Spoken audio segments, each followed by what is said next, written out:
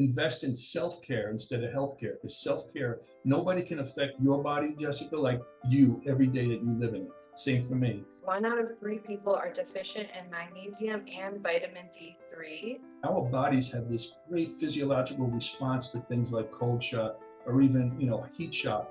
And those responses really fortify those processes that we need in our body, like our immune system, our growth hormone. The worst thing we can do is have a convenient life. The more convenient our lives get, the more unhealthy we get as a result. For the last, I think, 16 or 18 months, I've taken a shot and started the carnivore diet. I think the number one health tip is that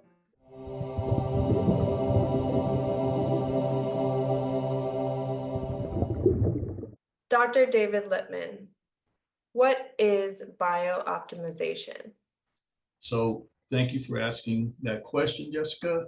I have considered biooptimization the way that we can do things to help the body do its best healings. And that's usually by trying to remove obstacles that might be preventing the body from functioning optimally or perhaps fortify deficiencies. So there's many layers to that. It could take the form of, let's say, as a chiropractic physician, the musculoskeletal aspect, because many people don't realize that the musculoskeletal system is very closely tied in with the nervous system, and the nervous system runs everything.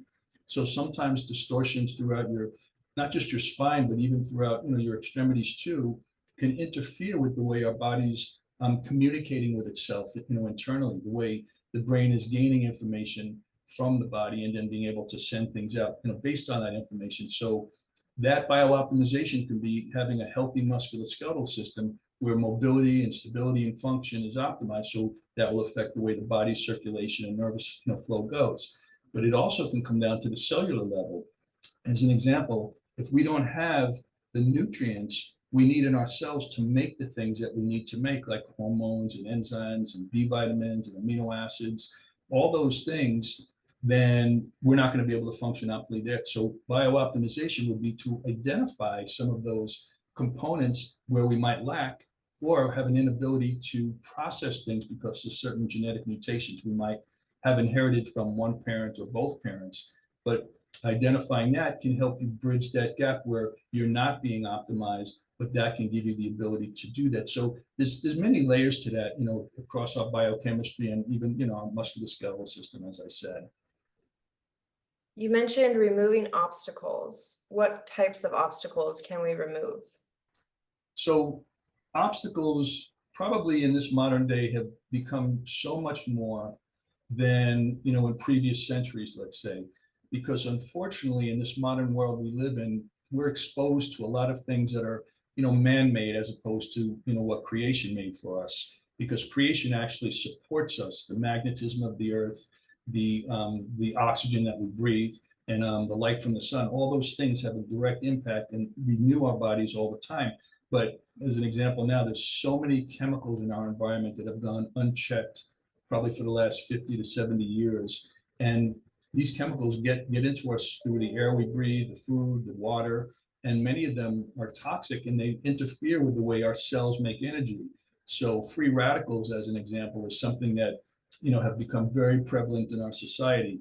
And free radicals will actually interfere with oxygen's ability to get into the cell to make energy. So our cells are always making energy, as they survive and work. But if oxygen is not present, that cell is only working at about 2 horsepower. It's not horsepower, but 2 cycles of energy production. But with oxygen present, it makes it at 36 cycles or 36 horsepower. So there's a big difference between 2 horsepower and 36 horsepower when it comes to your cells function. So the obstacles of free radicals can be part of what's in the way of that energy production being optimized, which actually slows down the aging process of our cells and us in general, and the degenerative process that we all have. So part of understanding biooptimization is seeing what are our cells dealing with that we can help remove, like free radicals as an example, to help optimize their function and then thereby our function. I have to say, I just love chiropractors. They are a different type of doctor. We're not even 5 minutes in, and you're alluding to grounding and earthing. rather than, pushing things like Adderall and Xanax. I Mhm. know that your approach is more natural and it encompasses the whole body, inside and out, head to toe. And I would just love to dive into the different therapies and the services that you offer and promote and that you kind of stand behind. I know some of them are red light therapy, cryotherapy, PEMF, shockwave therapy, oxygen therapy. Did I leave anything out? Um, Laser, deep tissue laser. Yeah, so I mean, we have many modalities, and I've made it a point to really see what's the newest, what's cutting edge. And one of the advantages I have is I don't take health insurance, so it doesn't lock me into that box of what health insurance covers, because in my opinion, the things that are covered by insurance are not as effective as some of the things that are not covered by insurance. So I made the decision many years ago to no longer be in that business model, but to be more expansive. And the end goal is really to offer the best value to the patient and the best way of getting their bodies to heal. Again, it's always getting their bodies to heal. It's not trying to treat symptoms or change something that the body normally expresses. It's understanding how the body works and how can we tap into that, again, to remove obstacles, fortify deficiencies, and to get the body to do its best healing.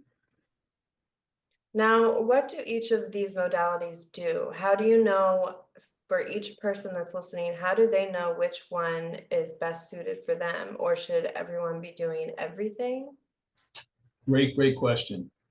So the long answer to that, I'll give you the short one first, is that the short answer is that when people usually come to access my help, many times it's because they have some kind of pain syndrome that they're trying to resolve.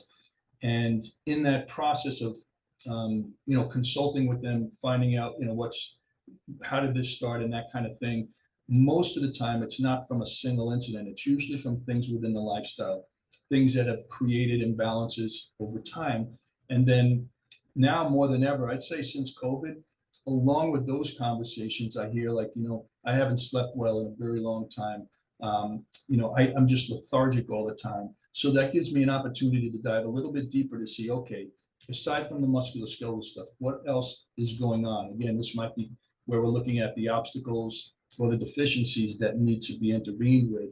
So depending on the person, what their status is, it will depend on how I decide to like bring them together. As an example, just yesterday, a woman came in. She's been having trouble sleeping, but she's also very tense, like, her neck or upper back and shoulders, very tense. But in further conversation with her, I found out that, she's got some inflammation going on in her body that she's aware of. She hasn't identified what it is, if it's something she's eating or drinking or other things that are in the environment that she lives in that might be affecting her. So what we did, in addition to just treating her to help start to unwind that muscular tension, which was very apparent, she did some red light therapy to start to begin to adjust the inflammation that's in her body that's kind of global. And so the red light therapy is a very effective way to get the cells, kind of what I talked about before, to remove the free radicals that are preventing oxygen from coming in, and thereby getting that cell to function energetically at at the highest level it can. At the same time, it helps to remove inflammation at the cellular level by upgrading that energy production. So she came in yesterday for that, and she came in again for it. And tomorrow, she's going to try the superhuman protocol because she just feels like she just doesn't have the energy. So we're going to actually get her on the pulsed electromagnetic field to optimize her polarity first, which is going to help her physiological processes to, again, become more optimized. And step two is exercise with oxygen therapy. So we're going to provide oxygen in almost 100% concentration while she exercises. So while she's exercising, she'll do some intermittent sprints. And when you sprint, you create the need for more oxygen to be drawn into your body. So she's going to be saturating her body with not 20% like we breathe from the atmosphere, but 98%. Fact is, we don't need 98% to actually make that thing happen. But the way the compressors work, they make it 98%. So she's going to have more than enough oxygen, certainly more than she's breathing in on a regular basis. Saturate her tissues. And then she's going to go into red light, where that oxygen is going to be driven into every cell in her body to optimize things. So in her case, she came in with some neck pain and upper back pain. But when we dug a little deeper, we saw that this was something that probably makes more sense for her for as an overall, regenerative process that she, clearly needs based on the way she presented yesterday.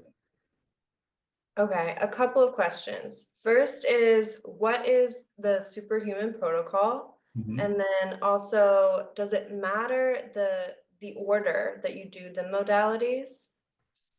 Yes, so superhuman protocol is a three-step process, as I mentioned: pulsed electromagnetic field, exercise with oxygen therapy, and then red light therapy. And the order is important for the following reason. Step one is the pulsed electromagnetic field. Again, this is the whole concept of grounding, and it's based on the fact that our bodies are biophysical entities, and so is the earth that we live on. So for centuries, all the electromagnetic frequencies in our body have been renewed daily by just being on the earth, by walking.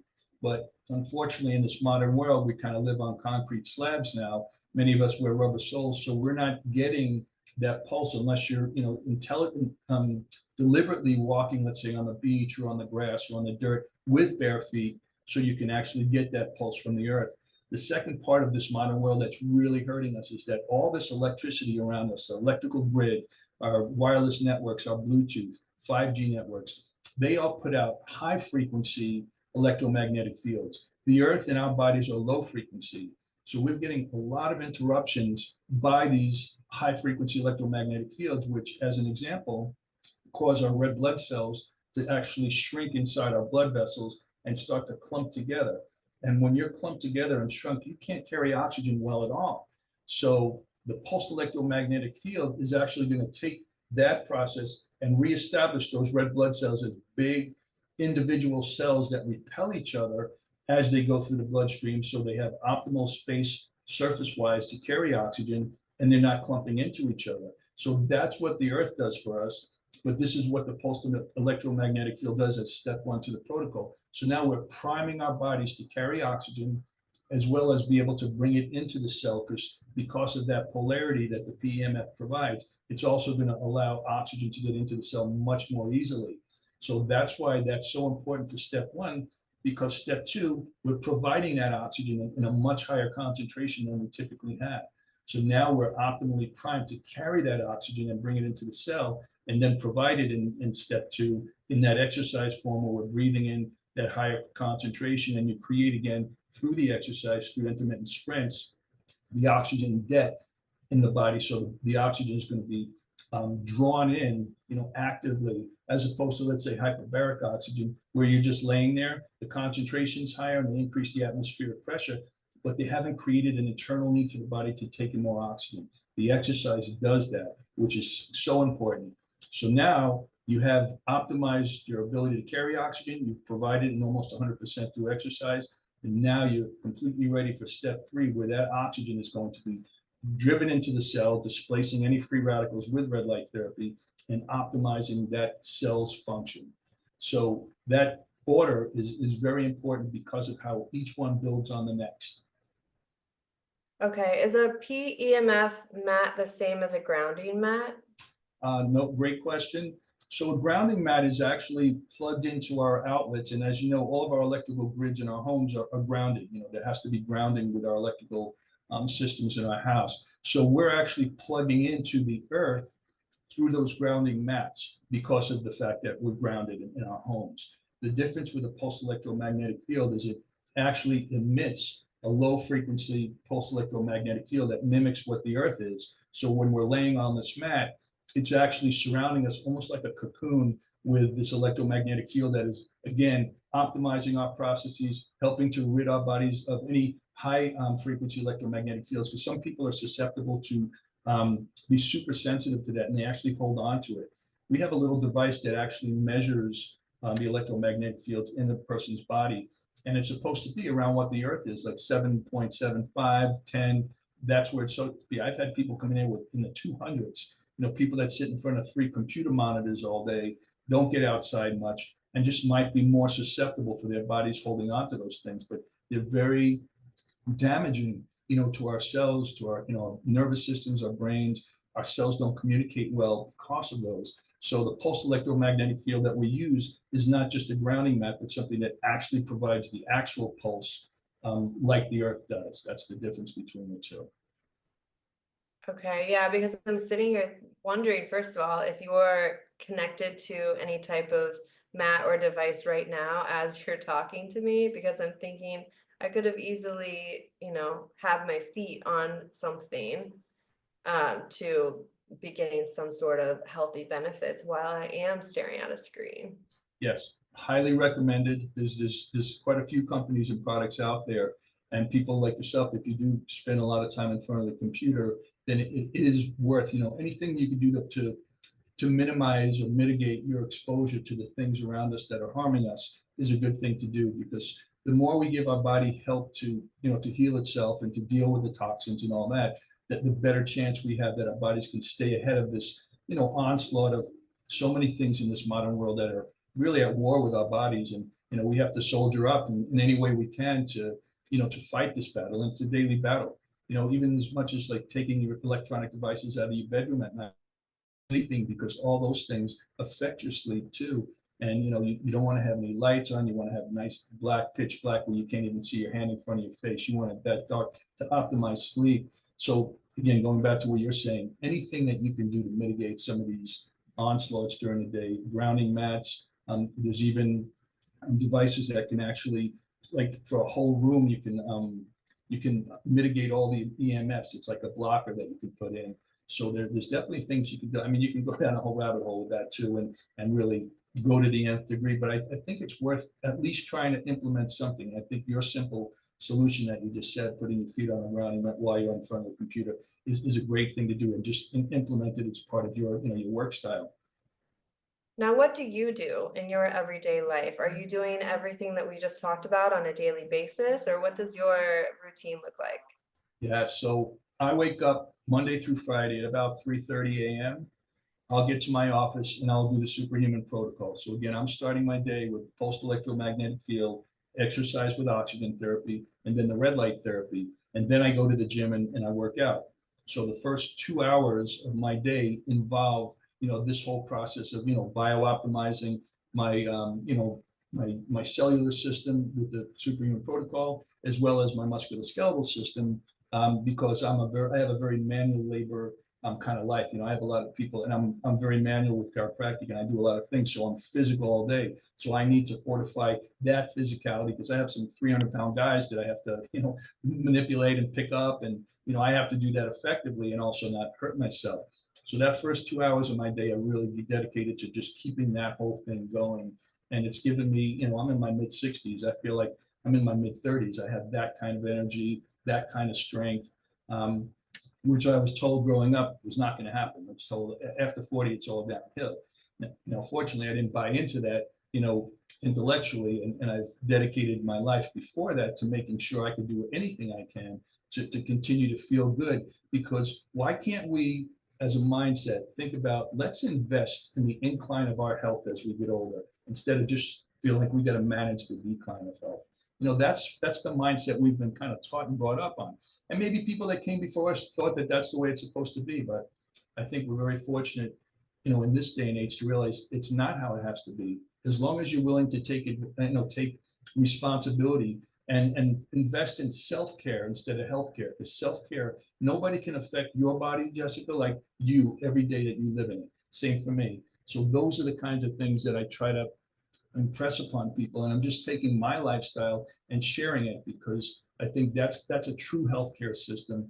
When we take the responsibility as the individual, instead of just going about our business and then something goes wrong and go to the doctor thinking it's going to get fixed. And of course it's not. Absolutely. Gosh. The fact that we give our power away when actually we're in control of our health and our aging just blows my mind. It bothers me when I hear people say things like, "Oh, it's just part of aging," or "Just part of getting older. I'm just getting old."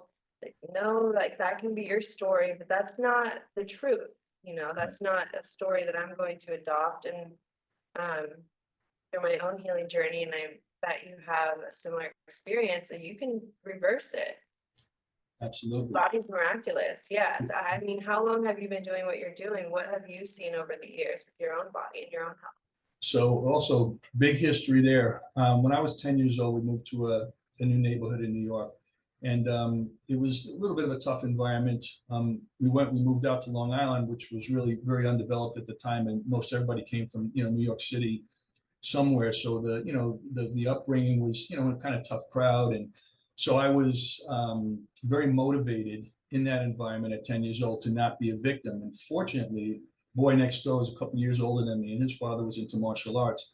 So he actually got me at that age to start exercising and working out, sort of like a mixed martial arts kind of thing. So a lot of calisthenics, but we had a heavy bag that we were punching and kicking. And I was learning how to fight and be strong because his father said, you have the ability to get strong, by doing these kinds of things. He also got me off of Captain Crunch and Pop Tarts and Wonder Bread, which is what my mom was feeding me, and actually eating real food, things that grew, things that were once alive.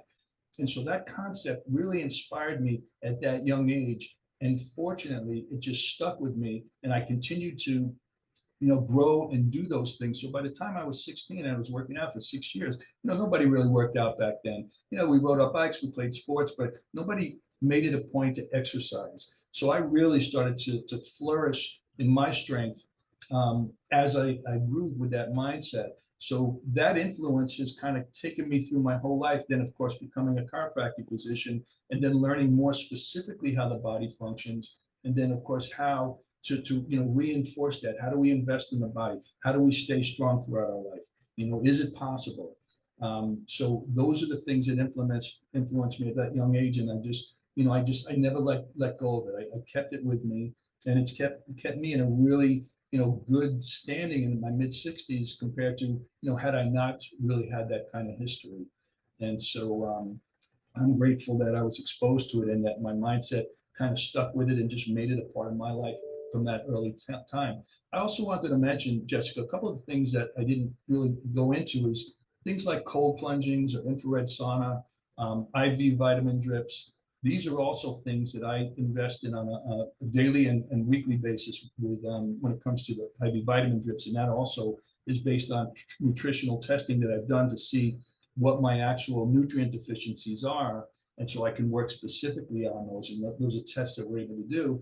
And many people don't realize, but a lot of us can't process nutrients from the foods we eat or the supplements we take because of certain mutations we might have inherited from parents. And so identifying that can really give you a good blueprint to understand how you need to supplement for you and your particular body and your particular needs. So that's something that I'm always on top of, weekly, daily with cold plunges, sometimes too with infrared saunas to give my body that shock, because our bodies have this great physiological response to things like cold shock or even heat shock, and those responses really fortify those processes that we need in our body, like our immune system, our growth hormone, our metabolic activity. All these things are really good to do on a daily basis to just keep your body in the stimulating stress adaptation mode. The worst thing we can do is have a convenient life. The more convenient our lives get, the more unhealthy we get as a result. Yeah, gosh, I wish that you're off. I know we're both in Florida, but if you were closer, I would want to be in there every single day.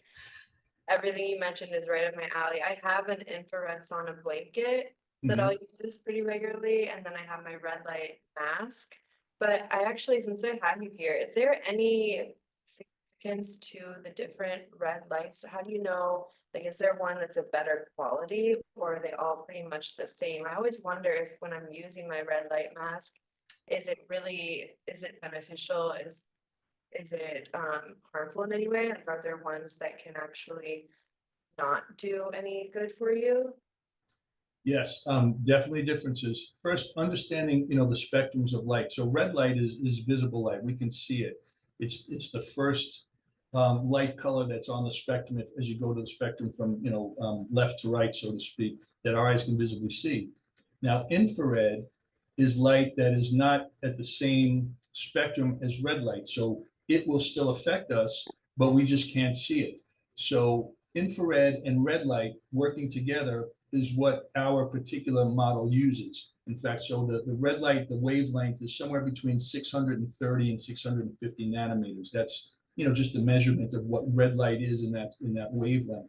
So, but infrared could also be like in the 700 to 800, 900, 1,000. So the bed that we use has red light, but it has three additional infrared waves, two in the 800 and one in the 900. The higher the frequency, the wavelength, the deeper into your tissues it can go. So red light pretty much will just address the skin. It will stimulate, energy production in the cells and stimulate collagen and elastin production by that exposure. But in general, the differences are how many LEDs are present, again, which wavelengths are present. Uh, if you have something that is more like a panel system, unfortunately, a lot of the light that initially hits us reflects off us. So if you have it in an open setting, you're going to lose a lot of it. So some of it, maybe 50 to 60% will be absorbed, but maybe as much as 40% will just be reflected off you. In our style, it's almost like a tanning bed. So the cover closes and we're surrounded on all sides by 45,000 LEDs with 4 wavelengths, red and 3 near infrared. So even if there's scatter, eventually it's going to find the body. So based on the shape of the, if you picture a tanning bed, that light that might reflect off you is eventually going to find you because it'll keep reflecting until it does penetrate you. So ours is the most powerful one on the market right now. But again, if you have a home piece, I would use that all day long if I didn't have the one I had. Any red light exposure you can get is good, but there's definitely a difference between the power and the wavelengths in terms of how deep. Because if you can get something that goes beyond just the skin surface that starts to affect your blood cells and your nervous system, your vital organs, that's really, really good because you want to optimize again the energy production in all of those parts of you to just function better, bio-optimize that whole system of yours. Okay. Going back to your story for a moment, you mentioned getting off of some different processed foods and eating more real food. So now I'm curious, what does your diet look like? Okay, so for the last, I think, 16 or 18 months, I've taken a shot and started the carnivore diet because I'd done a lot of research about it. Prior to that, I think my whole life I pretty much ate, vegetables and animal protein. That's what I was taught at like 10 years old. So that was really my mainstay. I mean, look, when I was a teenager and even older, did I eat pizza or Heroes, Hero sandwiches, and obviously, but I've always had the main staple of my food, my meals has always been vegetables and protein. So 16 or 18 months ago, I decided to see what is it going to look like to be on the carnivore diet. And I did take blood. I do blood work for myself every 90 to 180 days. So I had a bunch of blood work that I had seen before I'd done that. The interesting thing to me, because it was counterintuitive, as I started to start the carnivore diet and really stick to it strictly, I actually noticed certain values that I really thought were going to go up actually go down. As an example, my cholesterol would tend to be somewhere about 229. Now it's about 189, and I saw that slow progression over this last year and a half. The other thing is my triglycerides were as high as like 157. Now they're like at 99, 98. So although I'm eating, fatty ribeyes and things like that, the actual, I think what's happened in my body that the fats that I'm taking in are being utilized more because I'm not taking in sugar, insulin's not being secreted, and even my A1C went down. So all the things that we would be hearing from, the general public that knows better than us, that, you shouldn't be eating like that is not what my blood work has been reflecting to me. So I've actually been able to sustain that very much. And I have to tell you, I don't get tired of eating fatty ribeyes at all. I don't miss the other stuff. But I seem to think that, our bodies, not all of us, but my body definitely seems to be thriving on this type of diet, based on, everything I just said, how I feel and those values in my labs. I have done my own research as far as the carnivore diet. I did raw vegan for about a year and then finally gave in to the cravings my body was having for a long time and I was ignoring because I had convinced myself, this is the healthiest diet. And yeah, I've had a similar experience. I've been more in tune with my body now and kind of silencing the noise and what should be healthy and what the mainstream, whether you're looking at a food pyramid or listening to different experts, And I've just, decided to silence all of that, tune into my body. And yeah, it turns out that our bodies really like red red meat or different types of animal protein, and that fat is not bad for us. Right. So have you been doing that as well? I haven't been doing carnivore, but yes, I have been eating a lot of my calories come from animal meat. I don't do dairy, so that's one thing because I've tested it and I had skin issues prior, and even just a little bit, I can see that that will kind of trigger it. Sure. Your So, body has a sensitivity. Mine does as well. I don't do dairy. Same reasons. okay, yeah. So now I'm curious, do you do seafood as well? Yes, we're here in South Florida. We have a lot of fresh seafood. There's fishermen every day that either deliver to the stores or the restaurants around here. So there's seafood's definitely a part of it. I like to barbecue. It's kind of like my thing. I just enjoy doing that. So I would eat more animal protein. Lamb, not so much chicken. I just don't go for it as much. But the fatty meat, because when you're not taking in carbs, you need to have more fat in the diet to supply the energy needs, because your body will become very efficient, and again, at using that as the energy if you're not providing the glucose. And so I do eat fish, but I definitely go for the animal protein more so than the fish itself. Yes, yes, I do as well. Does it matter to your body if it's wild caught and grass fed or not? Yeah, it definitely matters because unfortunately, most of the commercial farming or cattle industry, they're feeding them grain. A lot of that is GMO corn, and you can't, whatever the animal eats, we're eating that too. And so we want to make sure that we're not getting that, and there's more nutrients in the food that they're eating when they're grass fed. So a lot of the nutrients that we're getting from eating animals are because they eat them. So they're vegetarians. They're not eating meat themselves. They're eating the nutrients that we get to benefit from. And I'm very aware of the wild caught versus the farm raised fish too, because they feed them the same stuff that they're feeding the chickens and all that, and it's really not good, and that's causing a lot of health problems that people are completely unaware of. There's a lot of really good private farms now, and we have a big farmers market where people in surrounding farms come on the weekend, and they'll bring all of their produce. They'll bring an animal that they just slaughtered 3 days ago. And the difference between having something like that and something that was probably killed 2 months ago that comes on the shelves in the supermarket is a big difference, not only nutritionally but how it tastes. You can even see in the way it looks. So it's definitely something that I really try to focus on. Again, as I mentioned earlier, trying to minimize the exposure to as much of this stuff that you can avoid by through the foods that you choose and where you're sourcing them from, or even like the makeup you put on your face or the shaving cream or all these things. I mean, you have to really kind of be diligent along all these areas to realize all the things that are coming at us that we want to try to minimize. And food's a big one, absolutely. Yes, the quality matters so much. And you speak about nutrients a lot, which I love. And I learned from you, 1 out of 3 people are deficient in magnesium and vitamin D3. Mhm. Shocking. What's the easiest way to find out if you're deficient in those nutrients?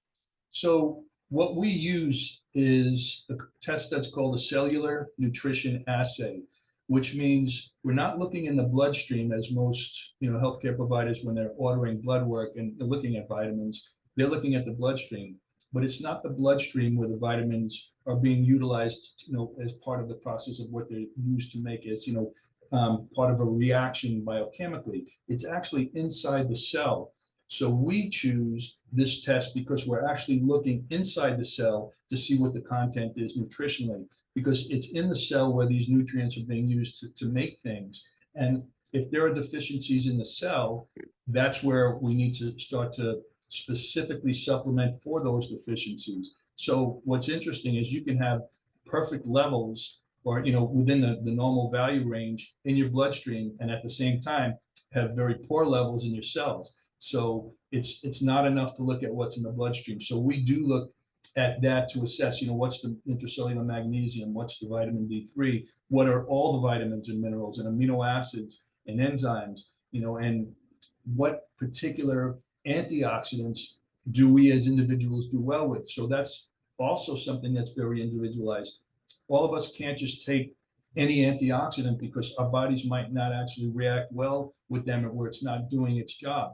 But we all have more specific things based on our own cell structure and genetics that will be able to identify what's my best, free radical antioxidant to be taking, and which ones do I not need to take because it's not going to, serve me at all. So you can't just throw any kind of, nutrient at everybody because it's that specific and individualized. That's incredible. Okay, so then we each need to do our own testing, and it could vary. So you may need to test on different days at different times. More like months. So like if you and I did a blood test today and we both looked at our intracellular, assays, it wouldn't be reflecting the last couple of days, the last couple of weeks. It'd be like the last 6 months. So understanding that when we do the corrections, you want to be on the new supplement based on your results for at least like 6 to 9 months before you consider retesting, because it'll take that long for the body to really make the changes where you can see them, within the cell. So it's a little bit longer than, just yesterday or last week. Okay, this feels like a silly question to ask, but do you find that if you eat a more nutrient dense diet that you need less supplements?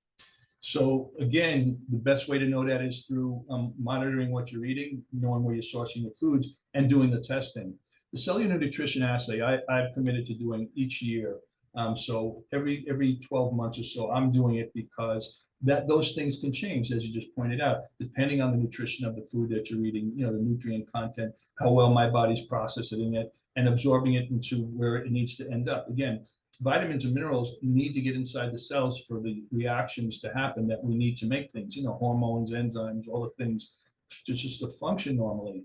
So at least with the ability to identify it, we can really be sure, are we on the right path with our current diet, our current supplements, or do we have to make some changes based on what our bodies are telling us, inside the cell? What have we not covered today yet that feels important to share? Well, I mean, again, I think if we as individuals are willing to make a lifestyle that includes a lot of these things that we have to do to reinforce our body's best healing capability, to bio-optimize ourselves, we have to have the mindset that it's our responsibility, and we have to have a schedule of things that we're going to do on this regular basis to help, give us the best chance of high quality living. Doesn't mean that we're going to live necessarily longer, but if we are going to live longer, I'd rather be feeling the way I feel now as opposed to living longer and needing a walker and an oxygen tank just to try to go to a restaurant someday. I see too much of that around here. Those things are choices. So I think the most important thing is that you've got to take charge of your self-care and invest in the incline of your health throughout your life instead of just trying to manage the decline the way we've been kind of taught. Very well said. I have 2 closing questions, but before I ask them, where can the listeners go to learn more? So we have a URL set up where they can actually reach me directly. It's physicalevidenceconnect.com. Physicalevidenceconnect.com will take you to a form fill where you can put in your information. There's a drop-down menu of some of the services and modalities that we use here. And you could also just have a custom question that you can ask. So that's the best way people can reach me, and then I'm able to reach back out and have follow-up conversations with them and try to be a resource. That's what I want to try to be, a resource to people that just don't necessarily walk into my office, but like your audience too. I want to be able to reach out and be able to help them find their their daily needs and try to help them overcome some of the things they might be challenged with. So that's the best way to get in touch with me. We're also Boca Raton Chiropractor on Instagram. And I have a pretty vibrant, channel there because I have a girl that does all my socials, and she's really also up on things in terms of getting the most, cutting edge and contemporary trends in terms of what are people looking for and what do they want to hear about and learn about. So there's those, get a lot of good information there too. There's some stupid TikTok dances. I don't endorse those, but apparently I have to do them to build the audience. So I bite my tongue and do them anyway. And they prank me all the time, but I guess it's all fun. I was going to say, please, if you're listening, go check out his social media. It is quite entertaining. For a doctor, you're definitely staying ahead of the curve. I'm fortunate. I got some young people that work for me, and they're really passionate about this stuff. And I have to admit, it works. I mean, I've had people like stop me in public and saying, "Hey, I know you. I love how they, prank you all the time. By the way, my hip's killing me. Can I come and see you?" I mean, that's happened many times actually at this point. Oh, that's great. That's amazing. Yeah. Okay, Dr. Lippman, what is your number one health tip? So whether that is mindset, diet, and nutrition, emotional, physical, just the one piece of advice that you would like everyone to know. I think the number one health tip is that you need to stress your body every day, force it to do something it's not accustomed to. I mean, something as simple as if you're right-handed, brush your teeth with your left hand. I mean, it's that simple, because the more routine we get, our body's a great adaptive mechanism, and the more we just allow that adaptation to happen through continued stress, we're going to continue to stimulate our bodies to get stronger, more healthy, prosper more. But we have to avoid, the conveniences of life. We have to really make it a point to, take the stairs and not the elevator. We have to make sure we are looking at where our foods are coming from, even again, all the things that we're putting on our bodies. So there's not one thing, but the one concept is that continue to stress your body so it's forced to adapt, to get you stronger, more vibrant, and try not to just go for the convenience, because I can guarantee if that's the way you're going to be, you're going to get more and more unhealthy, and you're not going to get your body's best adaptive mechanisms to continue to thrive, moving forward in your life. Beautiful.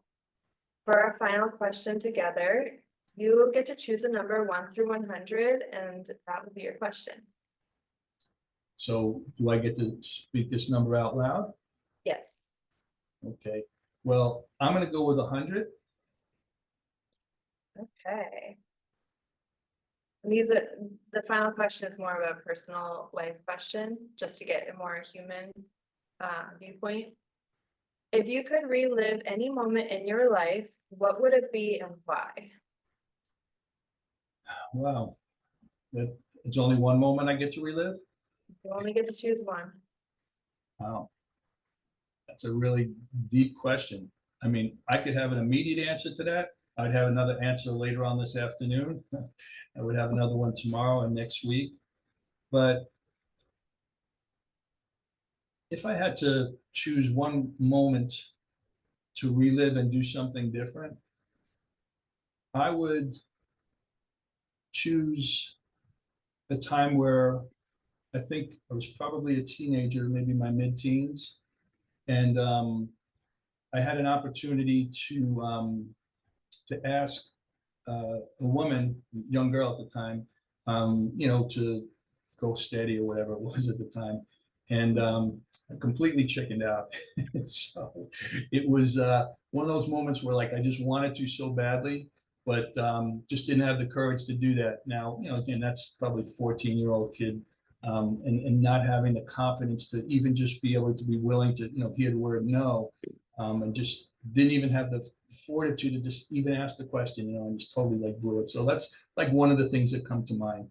But in my adult life, I have other things that I wish I did differently. But I have to say, just a part of that question, I am happy with all the mistakes I've made, because it's gotten me to understand, myself and my life so much more, because of some of the things that I would have done differently, but I have an opportunity to do it differently the next time based on the consequences. I think consequences are the greatest ways to learn things, in life. That's a beautiful lesson in there, to not let fear stop you from your desires, from what you actually want. Yeah. And also, I did hear more of your story elsewhere, and I'm very grateful that you suffered those injuries at a young age, which, led you to your path now and to helping so many people out there. So thank you so much, Dr. Lippman. It's been an absolute joy to talk to you here, and thank you for coming on the podcast. Thanks for having me, Jessica. Appreciate it.